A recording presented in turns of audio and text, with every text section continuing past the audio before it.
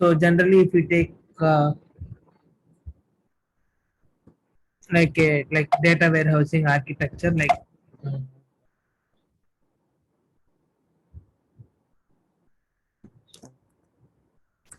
so there will be a database, and after the database, it will be ETL, and after ETL, it will be connecting to TSL, and after TSL, uh, there will be data warehouse.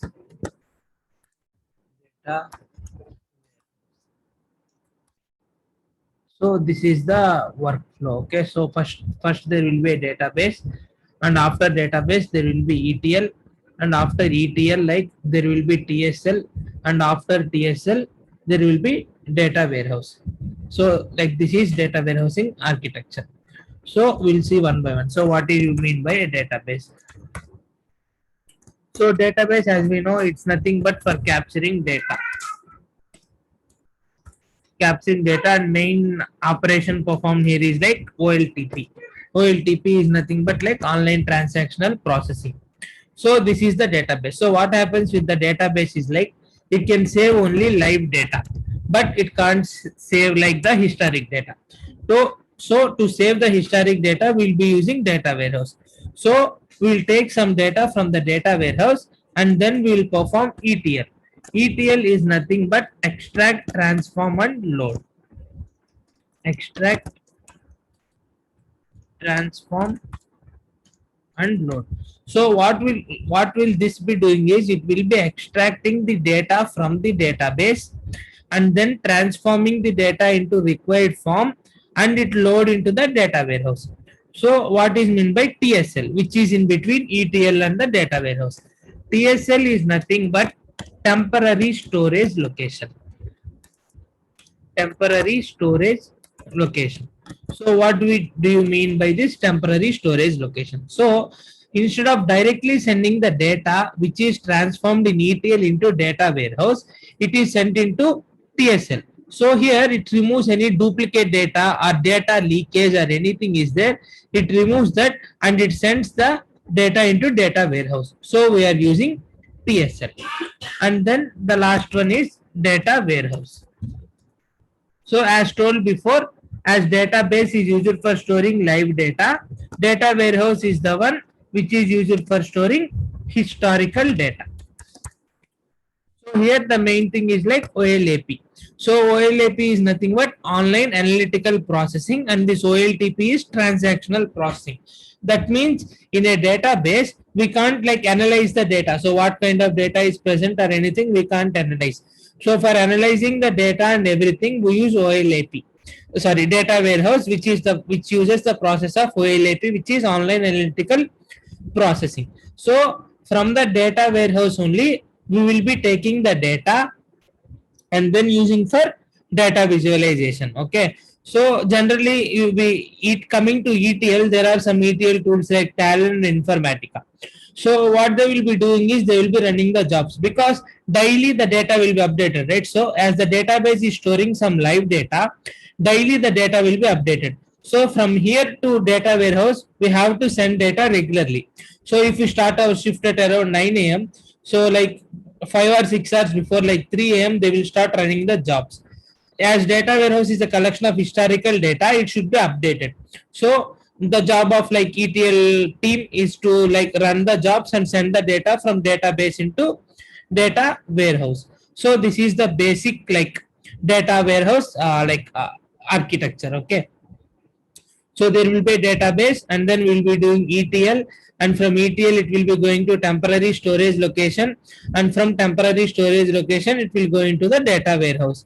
Like the major difference between like database and data warehouse is like, if you take a database, it's for like capturing data and storing the live data but not historical data, and database is for online transactional processing, and data warehouse is for online analytical processing.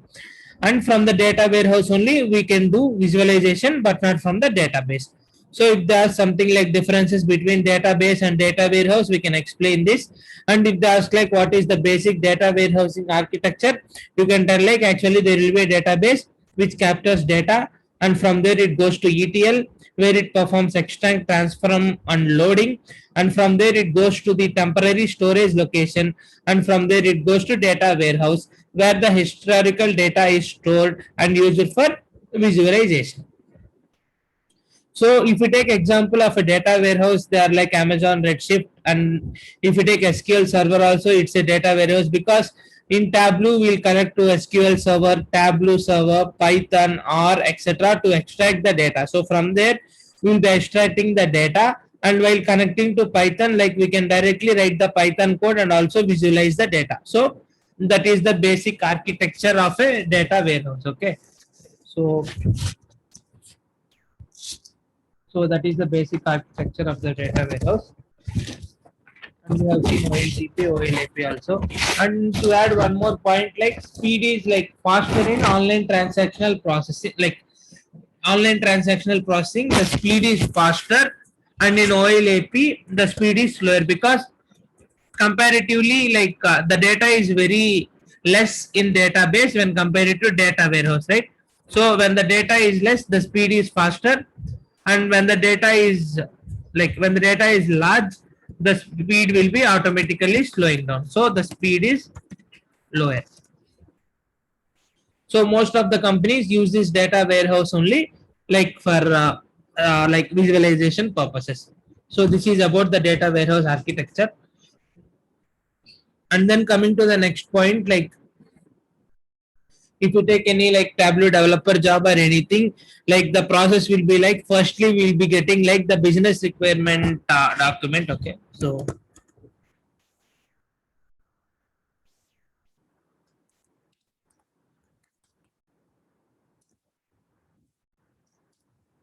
if you take like an overview, the first thing is you'll getting a business requirement document from the client. Okay, so it's like some clients can send in Excel, like some clients will send the detailed thing, or someone will send like the dummy data. So actually this will be received by, this business requirement document will be received by like leads or managers. Okay, then from there it will be assigned to business analysts or data analysts.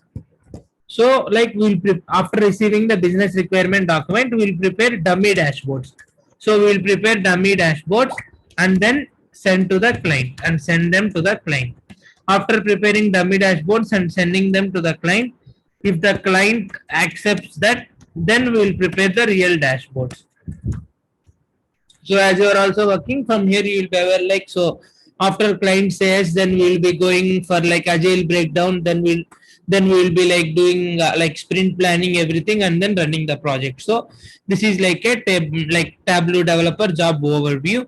And then nowadays like Tableau developer and business analyst, they're like combining. So in addition to like Tableau and SQL, they're expecting some like vendor managements, etc. So those are like simple to learn, because that is more interaction with the clients. Okay, so if you take a software development life cycle, like the beginning phase is like analysis and requirement planning, right? So in that phase, like what we'll do, what code, like what language are we going to use, what project we are going to do, those are the things done. And actually that is the place where like business analysts are involved. Okay, so that is also one of the parts. And so this is the basic view of how like a Tableau developer job looks like.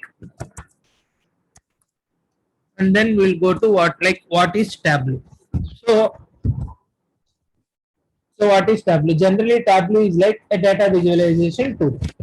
So Tableau is a data visualization tool, which is one of the top data visualization tool like used in the current market. Okay, like if to display it in a form of good definition, like we can say like it is a data visualization. It is one of the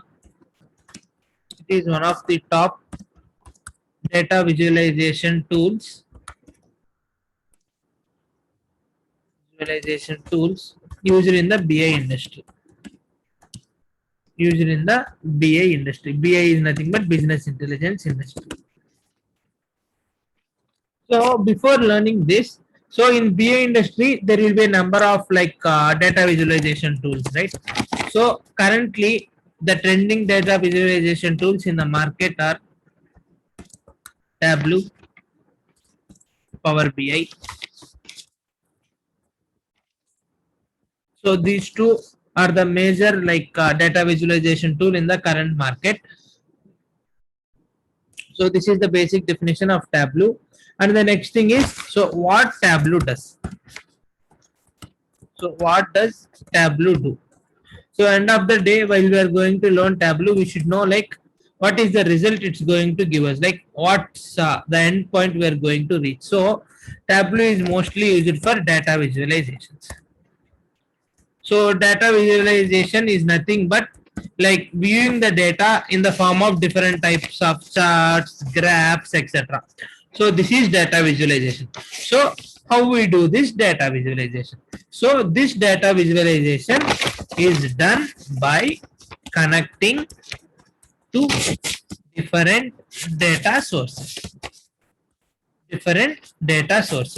So by simply what we can say, like to do any data visualization we need data, right? So to extract data we need some Excel file or a text file or SQL server or a Tableau server, etc. So these are the data sources. So data sources are nothing but where the data is stored to do the visualization. Okay, so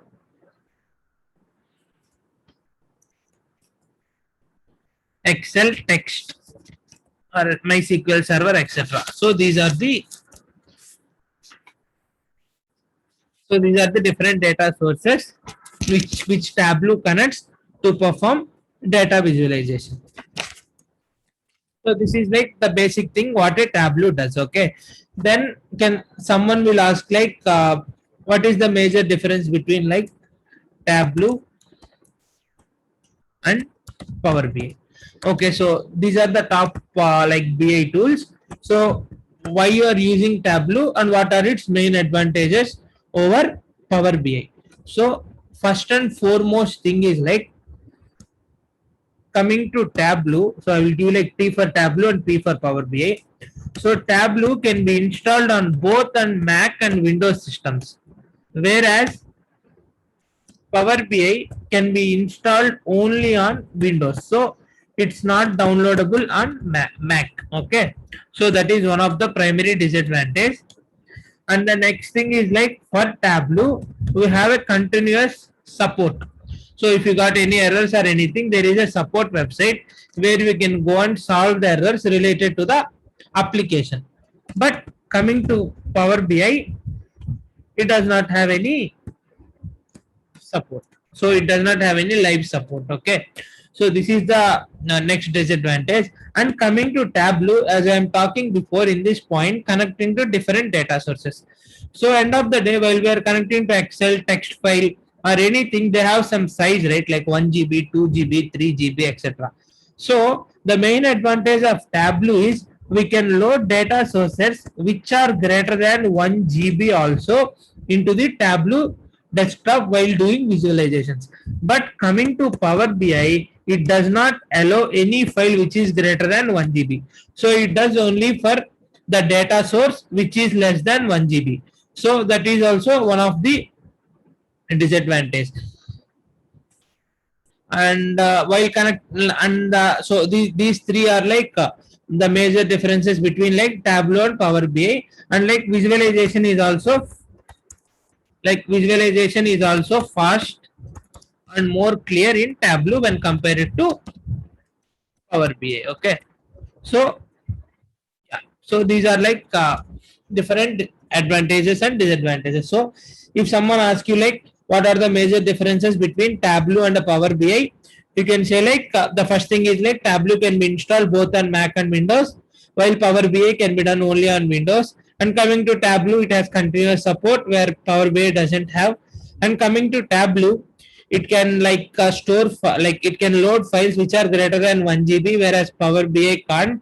And visualization is also more faster in Tableau. Okay, so these are the basic questions like they can ask in interview also. So I will explain everything like in detail like this only in the future also. So like I will send this like a word file after the class, or in meanwhile you can note down also if you feel anything interesting. Okay, okay, so this is the thing. And the next thing is like types of data. So as you are working in SQL, so you will be aware of this, I guess. So if coming to the types of data, there are like major three types of data, right? So structured data, unstructured data, and then semi-structured data. So structured data is nothing but the data which is stored in the form of tables, like rows and columns.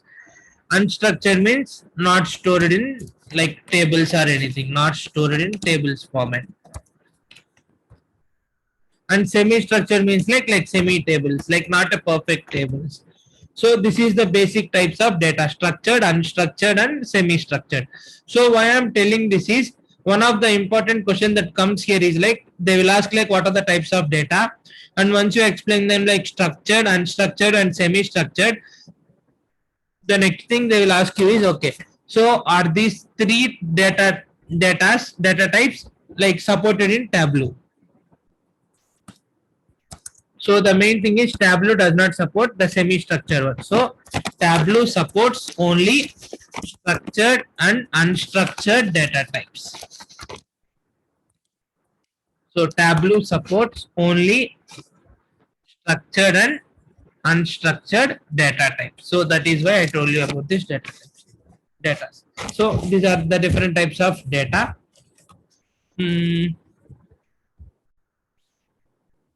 Yeah, that is the thing. And next, if we, yeah, the next thing is like they will ask what are the different components of Tableau. Components of Tableau. So components are nothing but different like tools available for Tableau. So mostly and predominantly we will use only two. We will use Tableau desktop. We will use Tableau server. So Tableau desktop is the place where we do visualization, and Tableau server is the place where we connect for extracting the data. So in addition to that, there are some different components of Tableau which are nothing but different tools. Like other things are Tableau reader, and we have Tableau public, we have Tableau online, we have Tableau prep,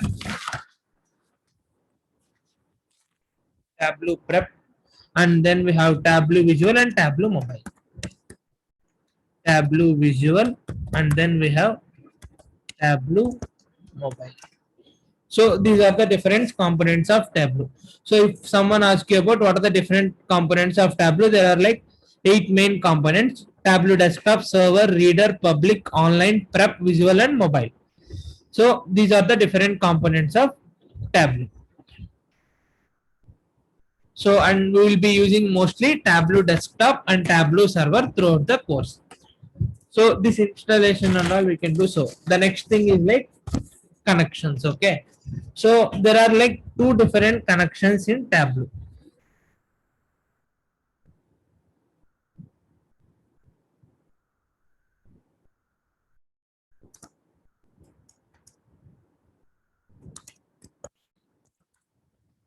So the two different connections in Tableau are like live connection and then extract connection. Okay, live connection and extract connection. So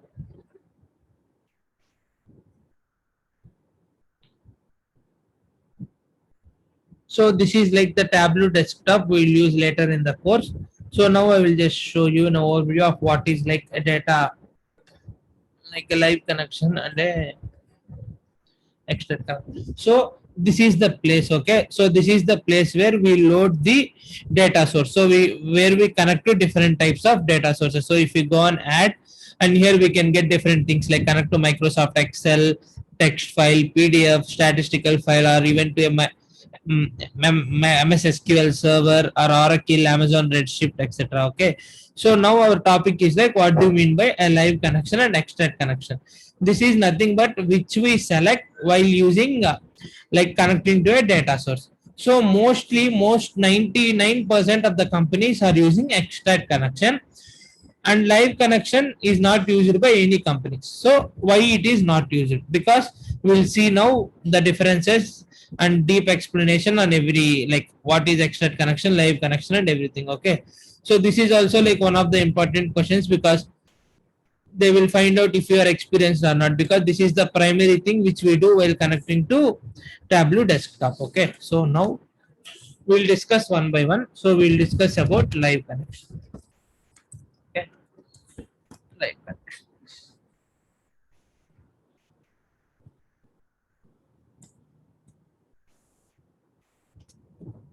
So live connection is the default connection, because as before, as I opened that Tableau desktop, the default connection which is selected is live connection, right? So if we select the extract radio button only, it's going to extract connection. Otherwise, the default connection is live connection. So default connection. So like it is similar to join. So the default join is like inner join in SQL. So similarly here the live connection is like the default connection. Okay. So this is the first point. And so, and the next point is like, so when is live connection used? So live connection is mostly used when data is refreshing frequently. So when data is refreshing frequently, like monthly, weekly, or daily, then we can use this connection. Okay. So this is the next point. And the next thing is like, when we do any visualization in a live connection, it is not automatically saved. So this is the primary disadvantage of a live connection, because so if you are doing some work and accidentally if you close the Tableau desktop, and if you are like if you have done the visualization up to like 90 to 95%, and if the file closes automatically, then our effort will going, like our effort will go into vain, right? So it's totally wasted. So this is the major disadvantage of a live connection. So the visualization which we do or anything, it's not automatically saved. We have to save that manually. So we have to save that manually. Okay. So that is the primary disadvantage of a live connection. So as live connection doesn't have automatically saving thing, the extract connection should have that, right? So that is the primary advantage while coming to extract connection. So the primary advantage of extract connection is like, it has automatically saving the file which we do visualization. Okay. So this is main about live connection. So if someone asks you about live connection, you can say like, it's the default connection in Tableau, and data keeps on like refreshing monthly, weekly, and daily, and it's not, the visualization which we do is not automatically saved. Okay. So this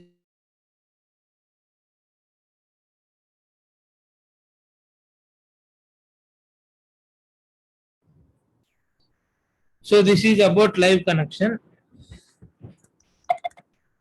And the next thing is extract connection.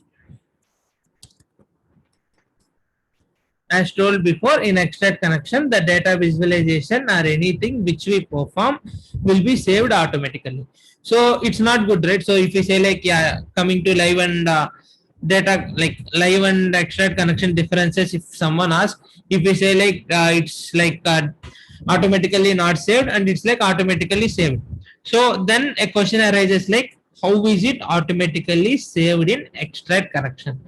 So to tell that, now I will explain the concept behind that. Okay. So how an extract connection works. So coming to this extract connection, what will happen is like,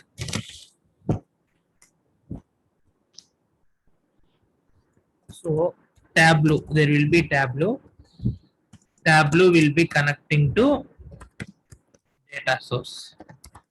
Data source is nothing but any kind of file that we use, like Excel, SQL server, or anything. So that is the like data source, and it will connect to data source, and the next thing will be,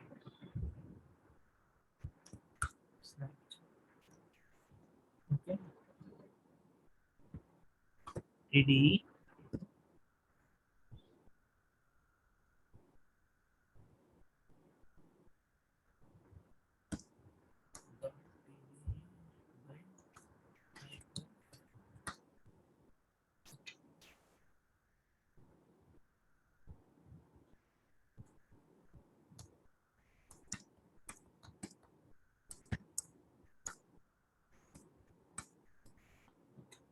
So coming to extract connection, now I'm trying to explain like how it saves the data automatically instead of saving manually.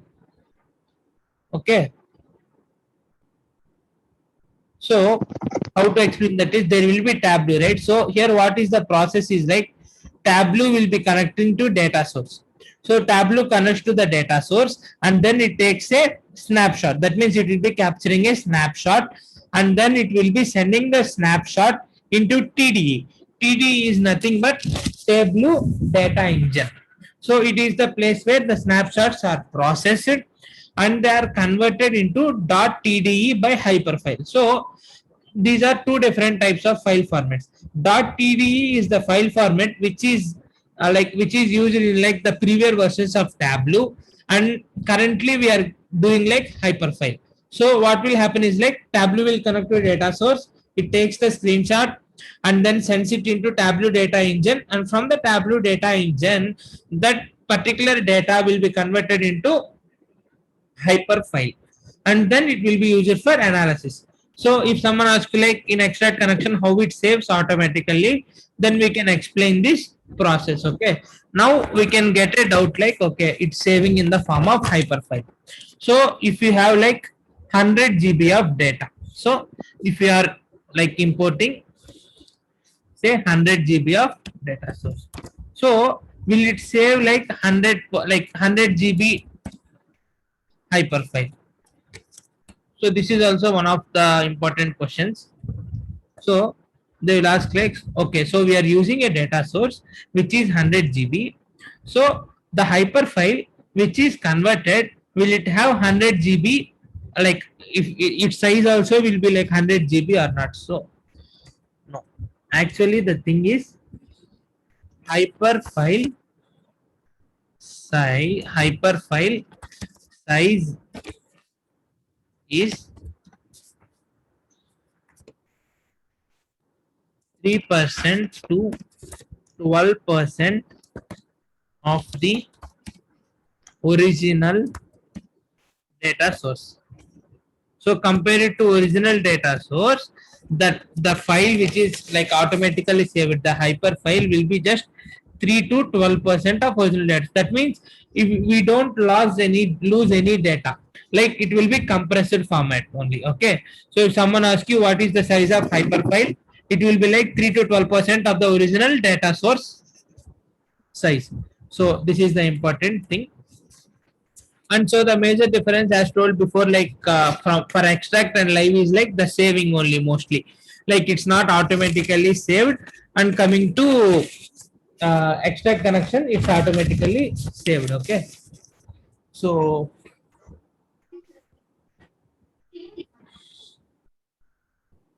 okay,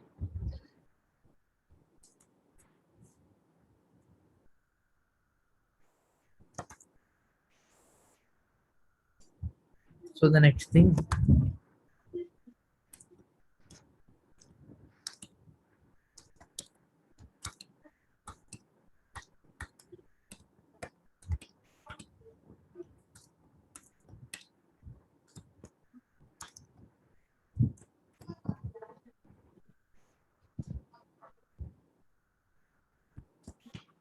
so major differences, so I'll list down 2 or 3 points because it will be easy for you to refer in the future also. So I will just mention live for L, live connection L, and extract connection E. Okay. So coming to live connection, so it's a default one. Coming to extract connection, not default one. And live connection file is not saved. And coming to extract connection, it's like it's saved automatically in the form of hyperfile. Okay.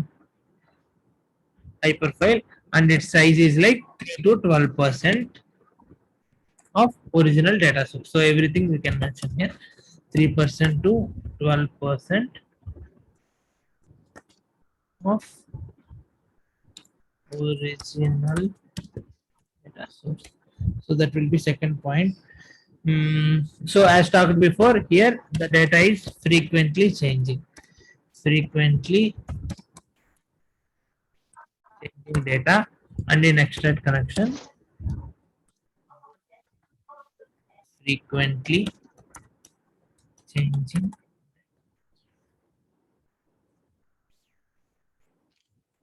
And here we can explain the process of like extract connection here. Like we can explain like it's there is a Tableau and connects to data source, snapshot, TDA file, etc. Okay.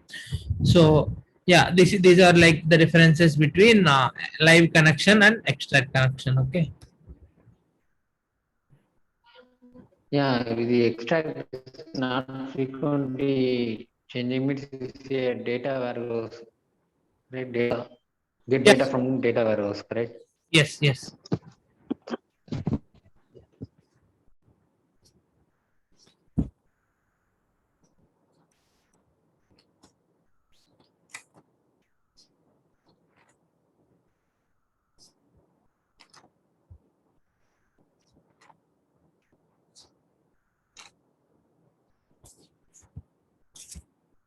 Yeah, so like this is like the introduction. So from tomorrow, like we'll try to like do visually. Okay, so we'll try to correct.